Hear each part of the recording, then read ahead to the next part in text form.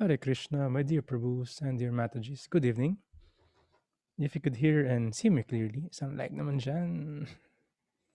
Awesome. Thank you very much. First of all, I would like to greet everyone. Hi, Janice Mataji. Hare Krishna. Roll Prabhu. Hare Krishna. Bhaktin Chantal. Hare Krishna. All the way from Japan. Shinya Prabhu. Hare Krishna. Bhakta Rodel. Hare Krishna. Risa Mataji. Hare Krishna. Raymond Prabhu. Hare Krishna. KD Prabhu. Hare Krishna, Ron Prabhu, Hare Krishna, Trina Mataji, Hare Krishna. And first of all, I would like to get the blessings, beg for the mercy of everyone, um, for me to be able to say something beneficial and say something beneficial for everyone and for myself. And I would want to request everyone to type Hare Krishna in the chat box to greet one of my senior god brother, also my teacher, and also will be your teacher next week. Maturanath Prabhu ki jai. So type Hare Krishna to greet him in the chat box. Hare Krishna Prabhu Maturanath. Hare Krishna. Thank you.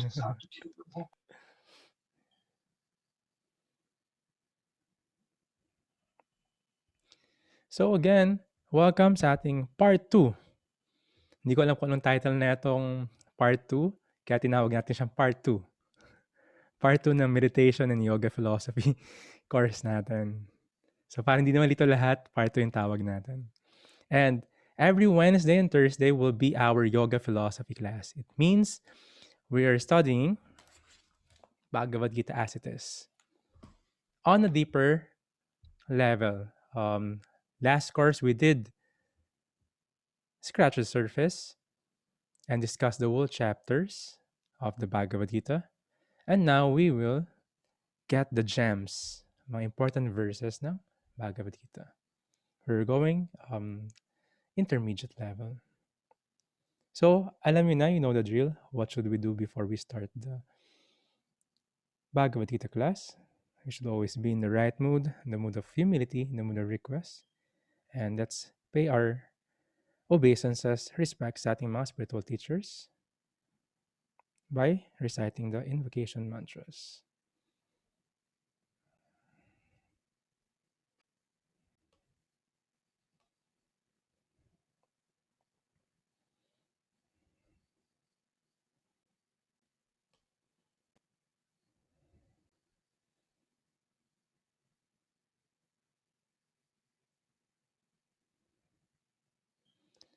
Om Ajnanatimirandasya Jananjana Salakaya Chakshurunmilitam Yena Tashmai Shri Gurave Namaha Nama Om Vishnupadaya Krishna Preshtaya Bhutale Srimate Bhaktivedanta Swamin Iti Namine Namaste Sarasvati Deve Gauravani Pacharine Nirvisesha Sunyavadi Paschatya Desatarine Vancha Kalpataruvyascha Kripa Sindhuvya Evacha Patita Nam Pavanevyo Vaishnanevyo Namo Namaha Shri Krishna Chaitanya Prabhu Nityananda Shri Advaita Gadadhara Shrivashadi Gaura Bhakta Vrinda. Everyone. Hare Krishna, Krishna Krishna, Hare Hare, Hare Rama, Rama Rama, Hare Hare. Om Namo Bhagavate Vasudevaya. Om Namo Bhagavate Vasudevaya. Om Namo Bhagavate Vasudevaya. Thank you. And I know sa more than 5 weeks or 7 weeks na natin nire-recite itong mantras na to. At least naging familiarize na tayo lahat. Sabi nga ni Mervin Prabhu, madali siya i-memorize kapag may tono. So welcome sa ating part 2. This is our title. And our topic for tonight will be how to win every life's battle. And kakaiba itong gagawin natin kasi we will, I don't know if you heard this, you have heard this already. We will begin in the end in mind. Magsisimula tayo sa huli.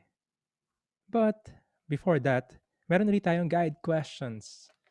I want everyone to please at least take note, write down.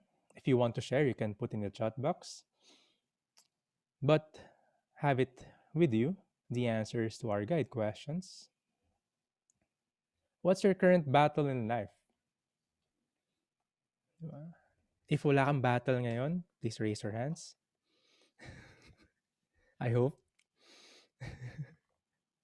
Pero if meron, para sa inyo itong class na to.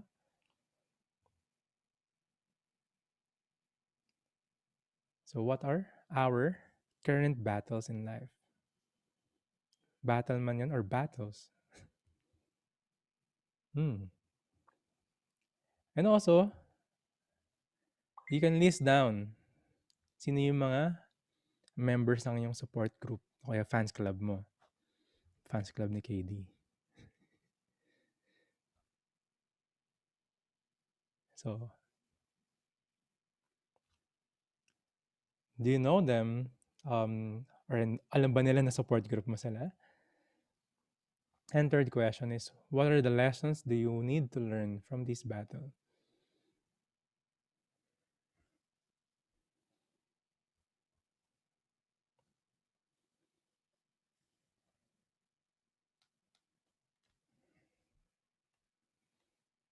And hello, good evening, Hare Krishna kay Christine. Mataji, Hare Krishna.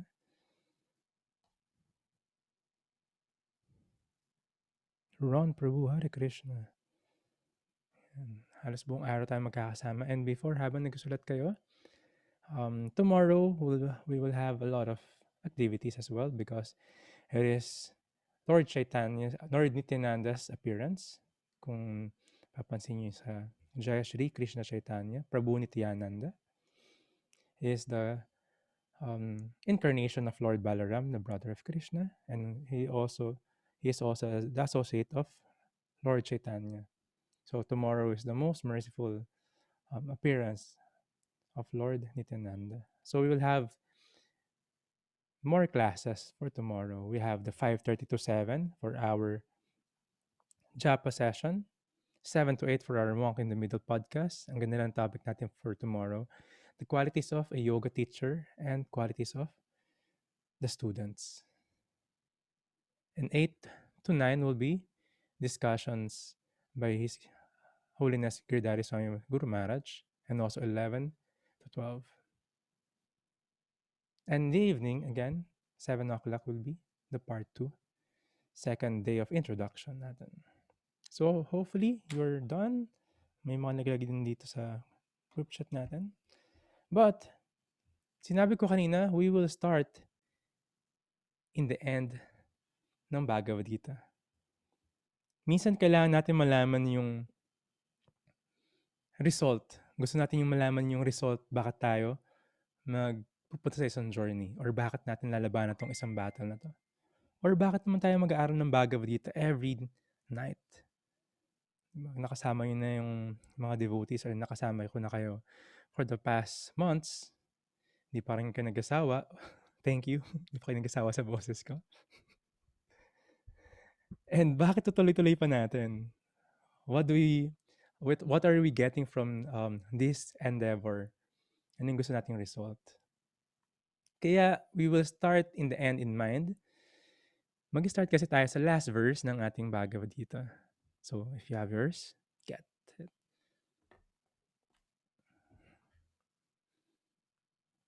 So the last verse is chapter 18, verse 78. I have mine. So marami kulay din ang aking libro.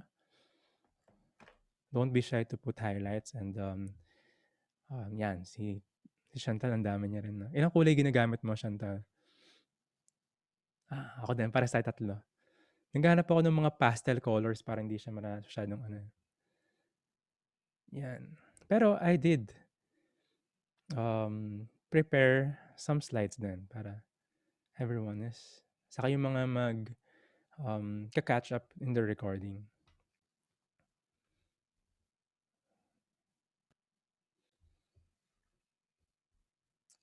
Continue reading from the 18th chapter of Bhagavad Gita, entitled Conclusion, the Perfection of Renunciation, verse 78.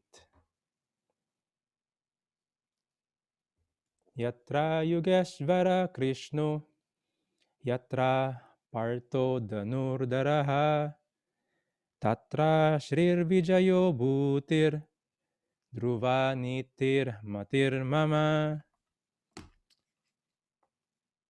Yatra, where? Yoga Ishvara, the master of mysticism. Krishna, Lord Krishna. Yatra, where? Partha, the son of Pritha. Dhanudaraha, the carrier of the bow and arrow. Tatra, there. Shri, opulence. Vijayaha, victory. Bhutihi, exceptional power. Dhruva, certain. Nitihi, morality. Matihi, mama, my opinion. Translation and purport by His Divine Grace A.C. Bhaktivedanta Swami Srila Prabhupada Ki Jai. Translation.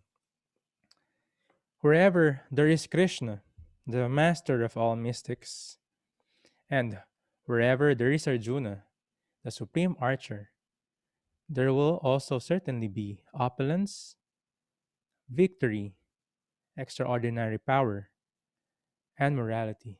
That is my opinion.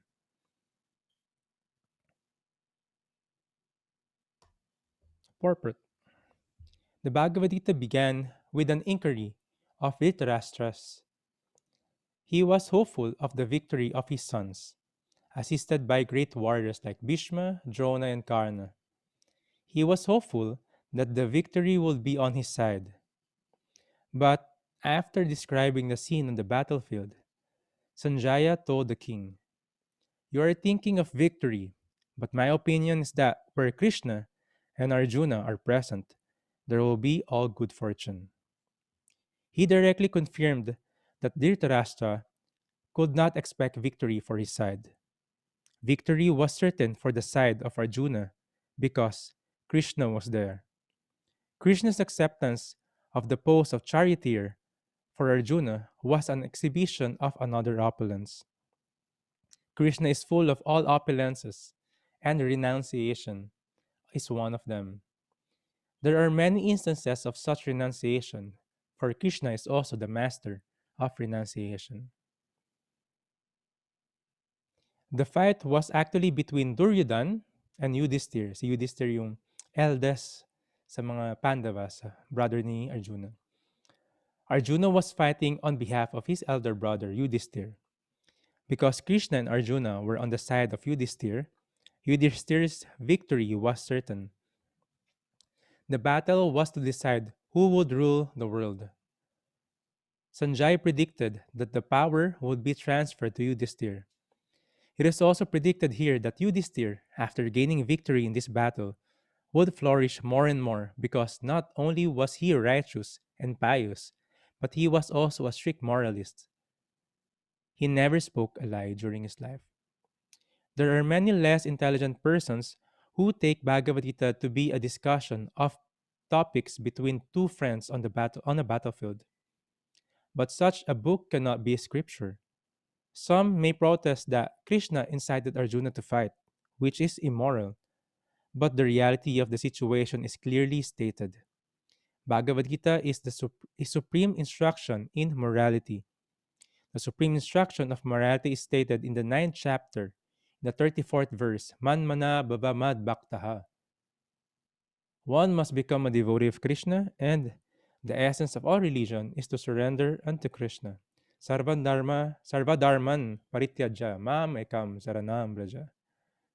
The instructions of Bhagavad Gita constitute the supreme process of religion and morality.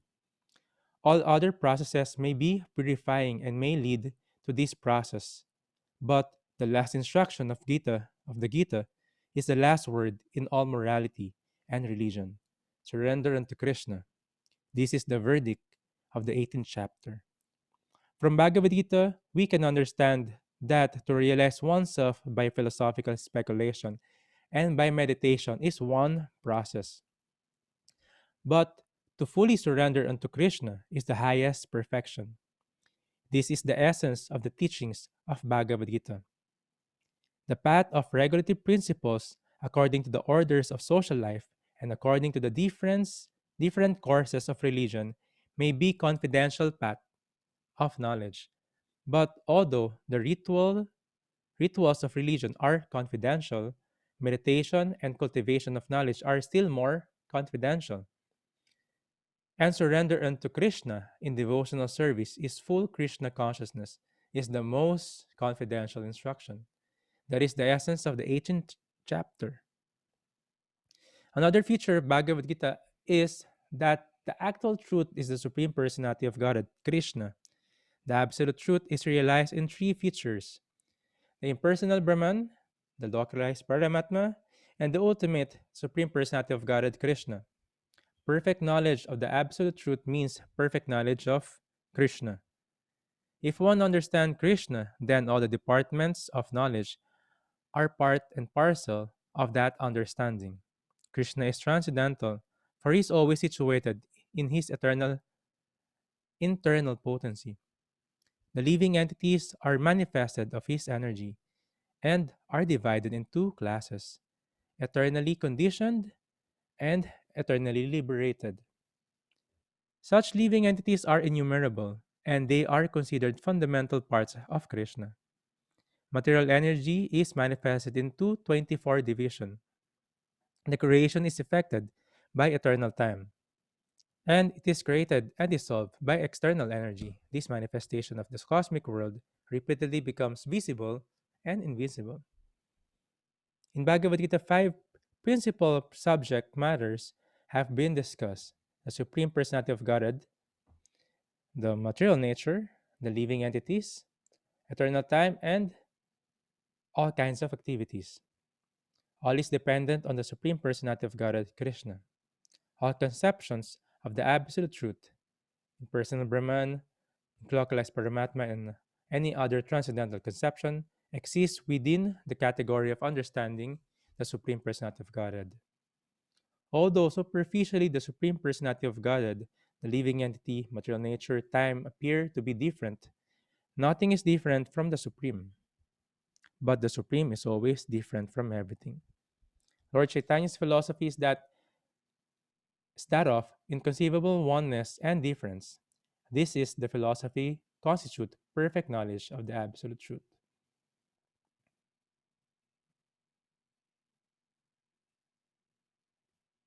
The living entity in his original position is pure spirit. He is just like an atomic particle of the Supreme Spirit. Thus, Lord Krishna may be compared to the sun, and the living entities to sunshine. Because the living entities are the marginal energy of Krishna, they have a tendency to be in contact either with the material energy or with the spiritual energy. In other words, the living entity is situated between the two energies of the Lord, and because he belongs to the superior energy of the Lord, he has a particle of independence or free will. By proper use of that independence, he comes under the direct order of Krishna. Thus, he attains his normal condition in the pleasure-giving potency. Thus ends Thus end the Bhaktivedanta purports to the 18th chapter of the Srimad Bhagavad Gita in the matter of its conclusion, the perfection of renunciation. Translation again: wherever there is Krishna, the master of all mystics, and wherever there is Arjuna, the supreme archer, there will be also certainly be there will also certainly be opulence, victory, extraordinary power, and morality. That is my opinion.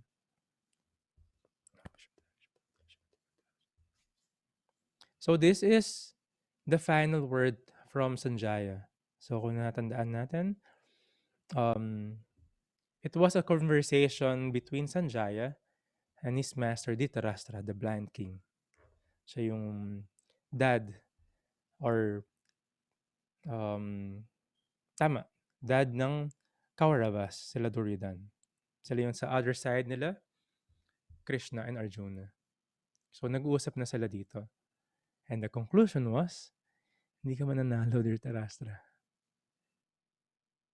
Kasi si Duryodhan chose as the army, the energy, the weapons of Krishna. And Arjuna chooses Krishna himself to be part ng battle, to be on their side. So again, this is the last verse and a lot of conclusion was here, different topics. And inassure ni Sanjaya kay Dhritarashtra na kung nasaan si Krishna, Yogeshvara, actually siya yung master of all yoga. Yoga Ishvara, the supreme mystic. Maraming stories dito, you will hear from other teachers then. There are instances nung war na, minsan may mamamatay sa part nila Krishna. Tuwing magagabi, titigil na yung war. So si Krishna minsan dadayain niya. Bago patayin yung ibang kasama niya. He will put the sun down para huminto yung war. Para makaligtas yung ibang kailangan niya iligtas. Tapos, papasigatin niya ulit. So he's the supreme mystic. Kung ano yung mga nakikita natin mysticism, sobrang layo ni Krishna doon. Because he's beyond just the yogis. He's the supreme mystic. Yoga Ishvara. And of course, the great archer. Si Arjuna, he is also known as Gudakesh. In the evening, hindi siya natutulog during the war or before the war. Nagka-practice siya mag-archery. Kahit gabi na, kaya niyang ma-hit yung mga targets. Siya yung greatest archer with all the skills. So that's a perfect combination. You have the humble student with the skills, and you have the supreme mystic, the spiritual master, his spiritual master, the supreme personality of Godhead. So they are fighting for Yudhisthira, sa side ng Yudhisthira. So natapos tong Bhagavad Gita na to, ibig sabihin magsisimula na yung war. Magsisimula pa lang dito yung war. Tapos pa lang yung usapan nila sa harapan. Yan. Natapos pa lang yung usapan nila. Sa gitna ng battlefield. So may solid na grupo si Yudhisthira. Kasama niya si Krishna saka si Arjuna. You have the solid support group. At the same time, he developed his qualities na virtuous. He never spoke a lie in his life, sabi dito sa purport. Never there was a time na nag-lie siya. Ganon siya ka-virtuous. And sobrang gentleman ni King Yudhisthira. Sinabi rito rin ni Srila Prabhupada na marami nagko-question, bakit nga ba war? Ang dami namang situation para masabi ni Krishna instructions niya para sa humanity. Bakit sa war? And immoral daw yon. And that is the supreme, that is the extreme situation na pwedeng mapunta yung isang tao.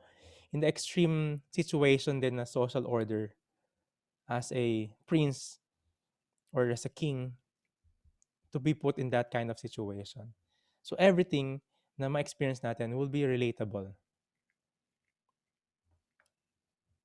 We will have different battles in life, different miseries, the three miseries or three clashes, coming from our own mind and body, the adhyatmic, coming from the miseries sa ibang living entities, that is adibodic, and galing sa miseries ng nature, that is adidaivic. So lahat to we will experience different battles. Hanggang ngayon, meron tayong battle sa pandemic. For 1 year na, nag-anniversary na yata siya. Then, we will have different miseries coming from nature. The typhoons, or summer, El Nino, or minsan, or mas madalas, we will have battles sa sarili natin, battling our own demon. Sa mind, diba? Sa depression. So, ang tanong, sino yung kakampi mo? Sino palagi yung pinipiliin natin kakampi? And sabi ni Srila Prabhupada, hindi battle yung tinuturo lang dito sa Bhagavad Gita. It's how to become a devotee of Krishna in every situation. Manmana, bhavamad bhakta. Bhakta, to become a devotee of Krishna. To always think of Krishna in any situation. So in every situation that we have, kailangan natin tanungin, teka lang, sino muna yung kakampi ko rito?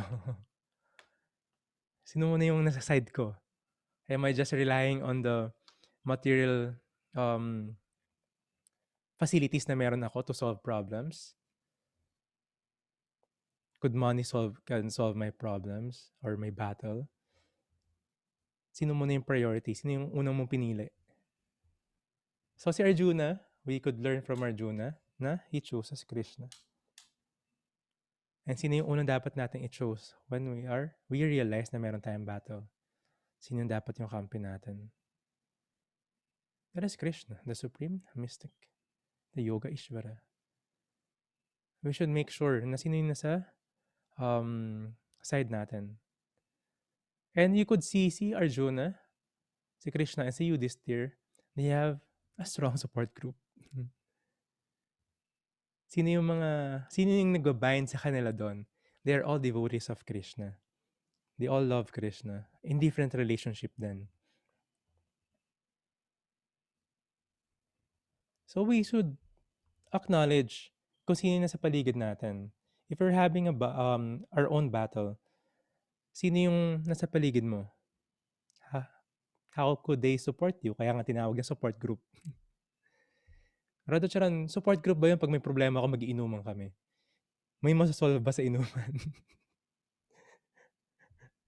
Or it will just degrade yung consciousness ng isang tao, or may problema na yung isang tao sa money tapos gagastos pa siya. Sabi nga, if you have a friend tapos sabay kayo nagbibisyo, nagyoyosi sa labas ng office, di ba? Hindi kayo matatawag na magkaibigan.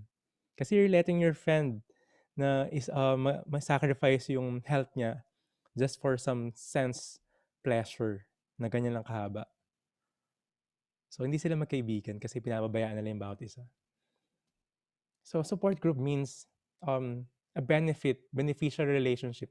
Not just taking advantage, pero by helping, a good relationship. Paano magiging genuine yung friendship? If one is connected to Krishna, ang center ng relationship din nila is si Krishna. Like-minded person. Same goal. Same expectation ng result.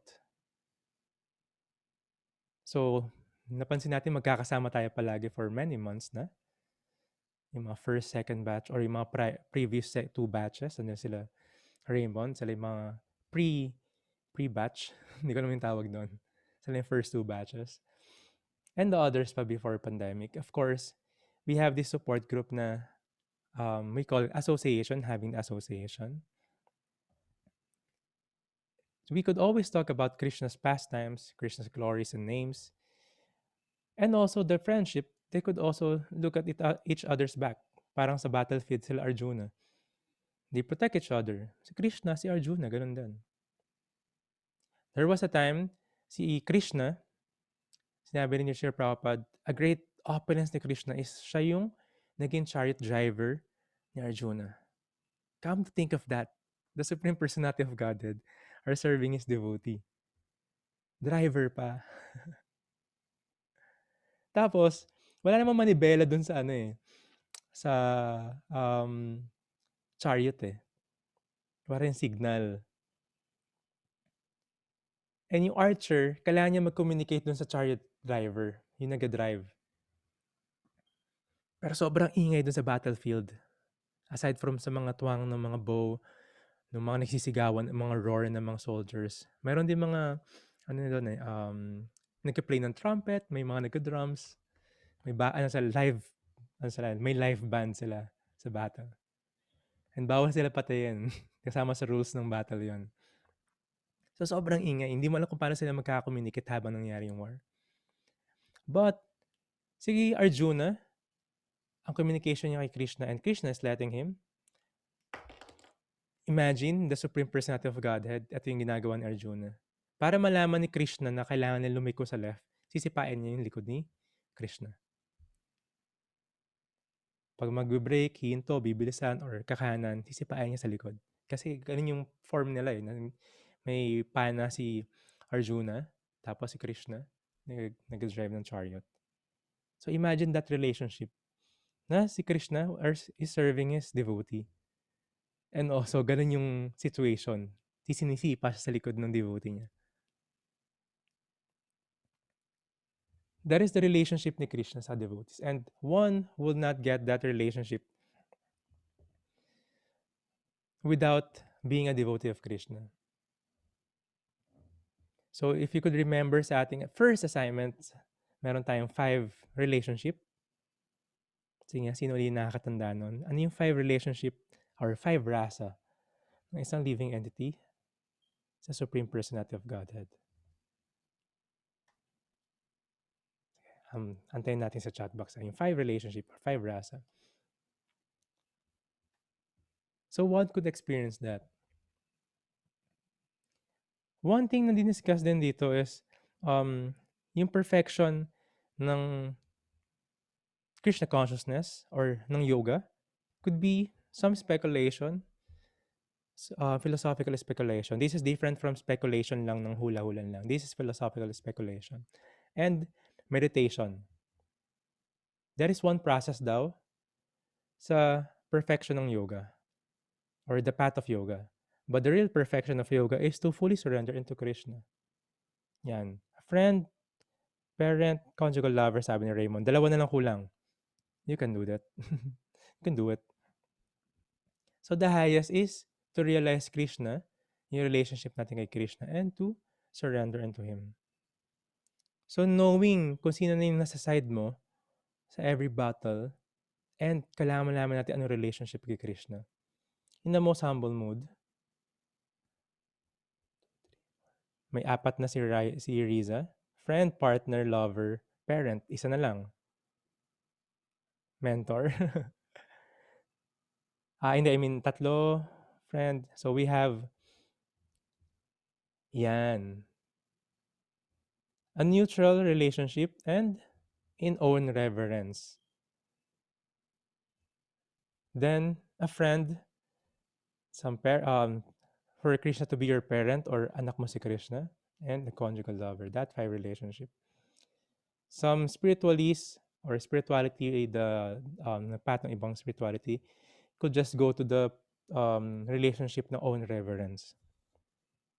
In awe lang sila kay Krishna or kay God. Pero the other relationship, like a friend, or even having Krishna as your parent or anak mo si Krishna, just like Mother Yashoda, if you could remember yung mga pastimes na diniscuss natin, could be understood if one surrenders to Krishna as his devotee. So yes, the highest perfection is to become a devotee of Krishna. It was discussed here also na one could realize Krishna in 3 ways. As the impersonal Brahman, we should know and discuss natin dati. Si Krishna is everywhere. He's the taste of water. He is the intelligence of the intelligent. He is the prowess of the powerful. His eyes is the sun and the moon. He's basically the universe. Meron siya universal form din. That's impersonal Brahman. Yung gusto punta ng impersonist na light. Siya rin yun eh. Ano yun eh. Aura niya yun. Effulgence niya yun. Second is Krishna as the localized Paramatma or the Super Soul. His incarnation as a Super Soul. He is in everyone's heart. Kahit nasa body tayo ng humans, sa body tayo ng animals. And yung Krishna consciousness is to know Krishna personally as the Supreme Personality of Godhead. So ayun yung natutunan natin sa Krishna consciousness na hindi basta-basta makukuha in details ng mga other practices. There are some scholars who said that the Srimad Bhagavad Gita, Srimad Bhagavatam, this study is just like college level or masteral level ng spirituality. Kaya tinawag ng most confidential knowledge then. Some others, the focus is to just to know they're not the body, they're the spirit soul. Sabi ayun doon yung mga elementary level. So merong 5 topics sa Bhagavad Gita na discuss din dito. Krishna, the material nature, energy ni Krishna, the living entities, us, the time, and the karma, the activities. So paikot-ikot yun, discuss natin the whole Bhagavad Gita, and we will discuss this as well as we go on sa ating part 2. But this is the 5 subject matters sa Bhagavad Gita. So yes, ang daming topics na in conclusion with this verse, with this chapter. But Sanjay is always actually Sanjay is yung conviction niya kay Dhritarashtra, kahit master niya si Dhritarashtra, sobrang alam niya na whatever happens, yung side ni Krishna yung mananalo sa war. It's obvious result, an obvious result. Given all this knowledge, one could understand Krishna. One could be surrendered kay Krishna and do his service kay Krishna and his devotees. And given all this knowledge and the knowledge that we will learn from this course, we will know the result. So with all our battles, knowing din yung ating support group,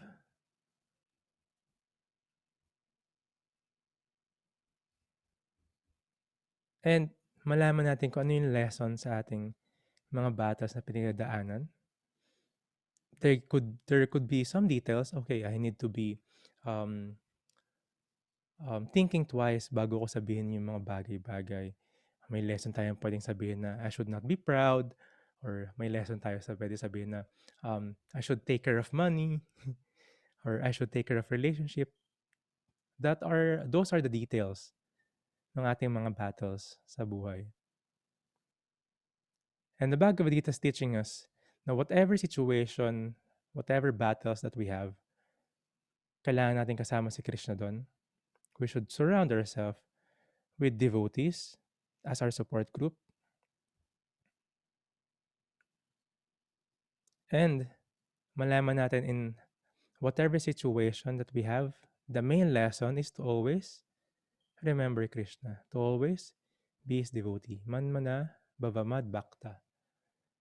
Kailangan natin lagi naisip si Krishna in battles natin, ups and downs,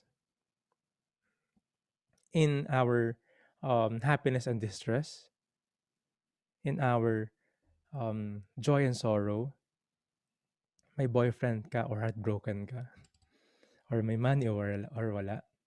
The main lesson palagi is, naalala ko ba si Krishna habang nangyayari sa akin to? Am I being a devotee of Krishna habang ito yung pinagdadaanan ko? So kaya tayo, we're beginning in the end in mind. Before we start to face our battle, we should always think, kasama ko si Krishna rito? Yes or no? And ano yung dapat ko matutunan habang gagawin ko yung battle na to, habang nasa process ako ng battle, sa war na to? I should always be Krishna conscious. I should always think of Krishna and be his devotee. Ano result? Ano yung result? Obvious result. So, maging heartbroken ka man or hindi, obvious result, naging Krishna conscious ka. Baka arrangement ni Krishna yun na hindi kayo magkatuluyan. Or baka arrangement ni Krishna yun na hindi mapunta doon yung deal na kailangan mo i-close. Kasi may another situation na mas magandang darating. Or matagal pa natin ma-realize bakit ganun yung arrangement ni Krishna. Sometimes years. Sometimes decades. Bago natin ma-realize, ito yung arrangement ni Krishna. Pero we must make sure na yung ating lesson to be learned habang nasa situation tayo is, are we remembering Krishna or not habang finiface ng battle na to? So, let me see, kamusta yung pagtingin natin ngayon sa ating battles in life. If you list it down, take a look at it now. And if you have the support group, take a look at it now. May naglagay rito ng kanyang may battle to be free from abuse and be peaceful. Yes. And attachment. Yes, greatest struggle din yung attachment natin. Material things or subtle things. And always write it down there, yung lesson na kailangan natin matutunan. Yung obvious result natin is could be positive or negative. We are not in control of that. Pero yung greatest lesson is, are we being Krishna conscious having this battle? So, habang pupuntahan natin itong part 2 ng ating meditation and yoga course, yoga philosophy course, we should see kung ano yung battle natin. Schedule ba yan? Grabe charan, ang gulo ng schedule ko. Paano to? Every 7 to 8 p.m. Or paano i-apply sa buhay to yung mga natutunan natin. And list down your support group. You have the devotees around us, and there will be mentors and teachers natin. Now we have Mathuranath Prabhu. You will know him very well kasi makasama niyo siya every Wednesday. And more courses to come. And take note, marami akong inaral na siya yung teacher ko. One of my mentors, one of my teacher. And lagi natin ilagay, isulat mo yung lessons to be learned. Be Krishna conscious. Ano uli yung meron lang tayo na hindi ginagalaw ni Krishna? He's the supreme controller. He is the supreme mystic, the master of all mystic, Yogeshvara, master of yoga. Pero may isang bagay na hindi tinatouch ni Krishna. What is that? Yeah. The free will, the choice. In the end, Krishna said, the part and parcel, by proper use of that independence, he comes under the direct order of Krishna. Thus he attains his normal condition in the pleasure-giving potency. So in whatever situation na meron pa rin tayo natitirang free will. And we have a choice if we could be Krishna conscious or we could just ride along. Alam mo yun, sunod ka lang sa flow ng buhay, karma, birth and death again. Or we could be Krishna conscious. It will not be easy, just like si Arjuna. Even si Arjuna, one of the greatest personalities sa history ng mundo, faced bewilderment, but he did surrender kay Krishna and receive instructions. So we will relish all of this habang pupuntahan natin yung deeper relationship ni Krishna sa ni Arjuna and deeper relationship natin kay Krishna as we understand the lessons in Bhagavad Gita. And we will have a lot of realizations as we apply yung mga knowledge na yun. Knowledge could be only knowledge. If we don't apply it, But kapag we are applying the knowledge that we are receiving sa mga classes na natutunan natin while reading or sa mga great personalities, ating mentors or teachers, it could be realized knowledge. So, parang yoga, asana rin yan eh. Mapapansin mo kung gaano ka nagka-practice ng yoga pag umalis ka na sa yoga mat. Di ba? Bait mo sa yoga mat, di ba? Peaceful ka, shanti-shanti. Tapos pag alis mo sa yoga mat, ang init kagad ng ulo mo. Sabi nga ni Chantal, di ba? Hindi na siya mapagpatol. Lahat ng bagay pinapatulan mo pala after ng yoga mo. So, ganun din sa Bhagavad Gita. After sign out dun sa Zoom class natin, how do we planning to apply the lessons na natutunan natin in our daily lives? And we should acknowledge that there will be always battle. Lagi tayo may laban. Pero, sabi ni Krishna, just surrender unto Him and He will save us from all the sins. And, sabi niya rito, yan, one must become a devotee and the essence of all religion is to surrender unto Krishna. Abandon all varieties of religion and just surrender unto Krishna. So thank you very much, my dear Prabhus and dear Matajis. I would like to hear some of your realizations. Could you could write something in the chat box. And if may question kayo, pwede kasi nandyan din ang ating new teacher for this course every Wednesday. Bago tayo pumunta sa question and answer. Pero habang magka-type yung iba ng mga questions and realizations nila or takeaway, you could raise your hands then para you could share something in the mic. Pero picture muna tayo, everyone.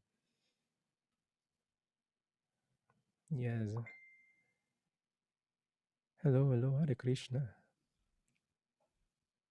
Maturnat Prabhu, nice to see you. Yan, hi Tatiana. Tatiana.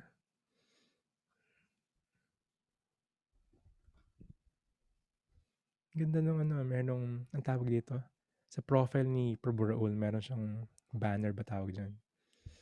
Our gentleman, always formal, presentable palagi. So, count of 3, everyone. Look at the camera. 1, 2, 3, smile. So, thank you very much. Don't forget, tomorrow we have 5:30 to 7, our Japa session.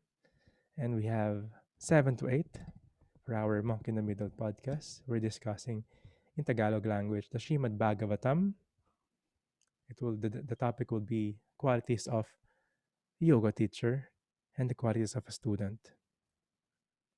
And 8 o'clock to 9 o'clock will be discussion by Guru Maharaj, and also 11 to 12 noon. And meron pa rin tayong Bhagavad Gita tomorrow evening 7 p.m. to 8 p.m. So next week, sa Wednesday ng gabi, you will meet and we will hear the wonderful lessons and stories ng ating teacher, Maturanat Prabhu. Yan. Some realization from Riza. I noticed that every time I feel unpleasant, chanting the Maha Mantra helps a lot to ease my emotions, thoughts, and even the situation. Yes. Sobrang totoo yan. First, na kailangan natin ayusin if there's a battle is yung sarili natin. If our consciousness is on the spot, kapag yung consciousness natin is Krishna conscious, yung mga situation natin, madali natin ma-realize, makita ko ano nangyayari. And the application will be there. Hindi tayo nadala na ng emotion. Sige, tuloy natin. And when I try to keep my distance from some people, I always hear your voice for saying, you still have to give respect as you distance yourself. Tama. Respect from a distance. So, hindi pa rin siya nagsawa sa boses ko. So, yes, we must be Krishna conscious. So our emotions, thoughts, and even the situations are being actually mas nagiging maayos kasi we're in a different consciousness. How to become that in that consciousness, the most effective way? Chant your japa. So habang wala pa tayong japa sessions ulit na classes, we should always remember to finish our rounds. Please type nga ulit. Kailangan ko i-update kasi yung list natin. How many rounds are you chanting every day? Titingnan natin kung nag-increase ba o bumababa. So how many rounds? You can type how many. Minimum rounds per day. So that's our quota. Yan. Oh, si Raul. He did. 16 rounder na pala si Prabhu Raul. Okay, we need to talk. Yan, we have mga 4 rounder. Yes, very much. Risa is doing 10. Wonderful. Si Ron Prabhu is doing 8. Wonderful. Sobrang importante to. Minsan di natin papansin na may situation or wala pa yung situation. Pero if we start our day being Krishna conscious, chanting our rounds, pag dumating na yung battle na yung situation na yun, mas sobrang natin titignan. Of course, minsan yung tama nung chanting parang feeling natin nawawala. Chant ko lang uli. Sabi nga, always remember Krishna, never forget Him. We should always chant 24 hours a day. Chant our minimum rounds in our beads. You can sing after that. You can chant together with other devotees. Or you can chant in your mind, palagi. Rather than just thinking and just dwelling on the problem and not finding solution and all. Yan. I'm waiting pa kung sino pa yung di nagka-chat ng number of rounds nila. May naantay ako. Alam mo na kung sino ka.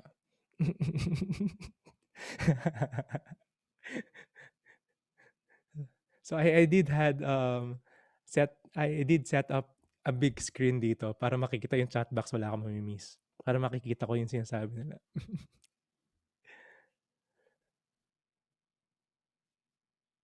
Yes, KD Prabhu. I want to hear your realizations or questions or sharing. Mas mabilis pala magsalita, Prabhu, kaysa Yes. mag-type. Gusto nga namin naririnig yung boses nyo eh. Please go on. Carry on. Because we're just I mean, this session tonight was, I think, very timely to validate what I'm undergoing right now. Kasi when I just do flashback when we were in the middle of our yoga, meditation and yoga philosophy classes, that's where the battle started talaga eh. Kasi parang, I thought kasi, Prabhu, sabi ko sa sarili ko, I'm quite contented somehow with where I am now. I quite have an established career. And then all of us, then while in the middle of the classes, parang biglang na-question yung yung stand ko in life. Na-question yung, ito ba talaga yung gusto ko? Kasi right now, kaya nga when parang until now, I'm still in the transition eh. Kasi after those realizations, parang sabi ko, this is what I'm doing right now is not giving me so much fulfillment. And the reward is not really of value to me. Kasi parang very monetary eh. There's so much more that I'm searching for. I think I'm really in now for looking for a greater purpose of what I'm doing. And sabi ko nga, really look into myself. What is really the purpose of what I'm doing now? Kaya the battle is I'm still fighting the battle, but I'm really trusting where Krishna is trying to bring me. Kasi it's not coincidence that last year I inquired about the class and it started January, right? So parang, it's something that probably it's all about putting it on the right timing talaga. Kaya I'm trusting the process. It's a struggle right now, but I believe that I can overcome it. Kasi I think the association with you guys is really something I always look forward to every day. I get to see you guys, you get to read your sharing and all of these things. I get to really get out of my shell from time to time. Ayun, Prabhu. Thank you very much, KD, for that candid and very honest sharing. And totoo yun. Like Arjuna, question niya yung ginagawa niya. Imagine siya yung pinakamagaling na archer. Nakita niya yung mga kalaban niya, oo nga naman, mananalo naman ako sure dito eh. Pero na-question niya, teka lang Krishna, ayoko muna. Parang gusto ko lang umalis, magtago sa forest. Mararanasan natin yon. Hindi ibig sabihin ligtas tayo sa mga yon kasi nagka-chant na tayo. Hindi na ako magkakaproblema, rather siya kasi nagka-chant na ako. So, the battles will continue. We may be in this lifetime, so we don't know, baka previous lives, mas matagal na kayo nagpa-practice namin ng Krishna consciousness. We may be in this lifetime, advanced in years lang in chanting or in Krishna consciousness. But it doesn't mean that we don't face our own battle. Just like you, we have our own battles in life. We just have some experiences because there are the support group, there are the spiritual master, and we want to share that. Like Maturnath Prabhu and I, we want to share that to everyone. This is the process. This is what we learned. Na yung sabi nga ni KD Prabhu, yung support group, yung devotees, the association, and the spiritual teacher, the mentor, is a big help. Kasi ganun yung ginawa ni Arjuna. Ganun din yung tinuturo ni Krishna. And sobrang importante yung we need to look into ourselves, sabi ni KD Prabhu. Kailangan natin mag-introspect. Minsan we're too busy being too passionate sa work, sa business, yung result ng activities. Pero para saan nga ba yung ginagawa ko? Diba? Ayaw naman natin tumanda na lang pagising natin. Teka lang, pinagagawa ko sa buhay ko. Lumipas ng mabilis. Diba? Arjuna did that as well. Pero, hindi ibig sabihin, sabi nga sa Bhagavad Gita, we should not be immature renunciant or immature spiritualist. Na we should live lang yung mga responsibilities and duties natin. Those are the material duties, the swadharma, and the dharma is to become a servant. To use our material duty in Krishna consciousness is the Bhakti Yoga. Using that facilities natin sa paligid to Krishna consciousness is Bhakti Yoga. If we're not using the technology, the laptop, mo kasi rada siya, bakit siya nag-laptop, bakit siya may internet. Hindi tayo magkikita-kita ngayon. So, it will be spiritualized. So, our work, our job, our passion, artist ka man, or businessman ka man, diba? If we become Krishna conscious, just like Arjuna, kailangan niya pumatay. Imagine that. Ay, hindi lang basta biro yung papatayin niya dun sa war. Mga relatives niya, mga senior niya, yung lolo niya rin nandun. That is his own battle. Pero kailangan natin maging Krishna conscious palagi. So yes, we hear you. It doesn't give us then yung reason or excuse na hindi na ma-experience yun. Lahat maka-experience ng battle. I don't know sino dito yung mga may battle na na-experience or alam nila may darating pa rin na battle. Kasi nga, sino yung nakaka-experience ng battle? Natutuhan si Raymond. 2 hands talaga. Yes, Prabhu. Pero kapag may dalawang hand ka nga daw, naka-raise yung hand mo, kailangan mo gawin mag-surrender kay Krishna. Jai. Kaya kung makita yung mga devotees when they sing, di ba yung mga piniplay natin, they're raising their hands. Yes. Kumbaga, hindi ka mahatak ni Krishna, hindi ka ma-save from the material world kung di mo tataas yung kamay mo. So, this is a two-way. You have to surrender. So, you will be Krishna conscious. You'll be with Krishna. So, sabi nga ni Janice, surrendering everything to Krishna. At the same time, I need to do my duties. Totoo yan. We need to do our duties. In how? Thinking of Krishna, being Krishna's devotee, doing our sadhana, A, B, C, D, and E. We have to do that. So our battle, sabi nga ni Ron, will be happy battle. So pag nawala na yung battle mo sa buhay, baka wala ka na rito sa material world. Baka nasa Vrindavan ka na. Oh. Pero minsan may battle din doon. Minsan may laro sila Krishna. So ayun yung battle nila. Pero ayun din yun. We will face many battles. And we are all here together. We're sa war na to, tayo yung magkakampi, ay naghahatakan tayo, not pababa, not palayo, pero palapit lahat kay Krishna. That is our duty. So that's why, inaalam natin palagi yung mga number of rounds natin, ng mga, hindi villagers kasi hindi tayo village talk eh, ng mga bhakti yogis. Kasi kinukulit namin kayo sa mga chat palagi. How's your chanting? How's your reading? We're trying to remind each other to be Krishna conscious. Yes, you must be confident with Krishna.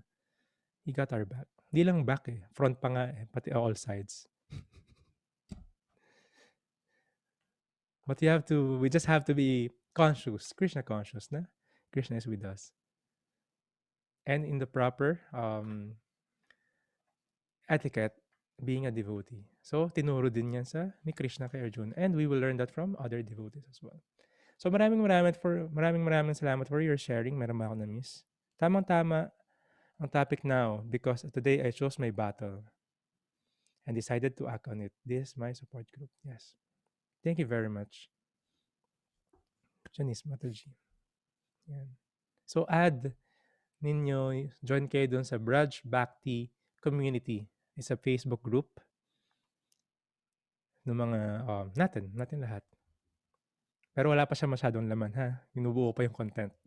So if you want to help sa mga content nun, let me know. And may page din tayo, Braj Bhakti Community. For the fourth batch, doon natin i-release yung posters. Ano ba tayo na-miss? Yan. Thank you very much, my dear Prabhus and Matajis. Don't forget to chant your rounds if hindi pa tapos tonight. May oras pa. Please dream of Krishna tonight. And see you together with Mathuranath Prabhu. So Wednesday, we will have a lot of Nectarian class every Wednesday night. So mark your planner. Kinukuha natin ng mga 7 to 8 ng umaga sa kagabi para meron tayong spiritual sandwich. We start and end the day Krishna consciously. So maraming salamat. Janice, Mataji, Raul Prabhu, KD, Prabhu, Raymond Prabhu, Shinya Prabhu, Riza Mataji, Chantal Mataji, Lauren Mataji, Kenny Prabhu, Dr. Ron Prabhu, Kaiser Prabhu, Dr. Adel Prabhu, and my very dear God brother, Mathuranath Prabhu.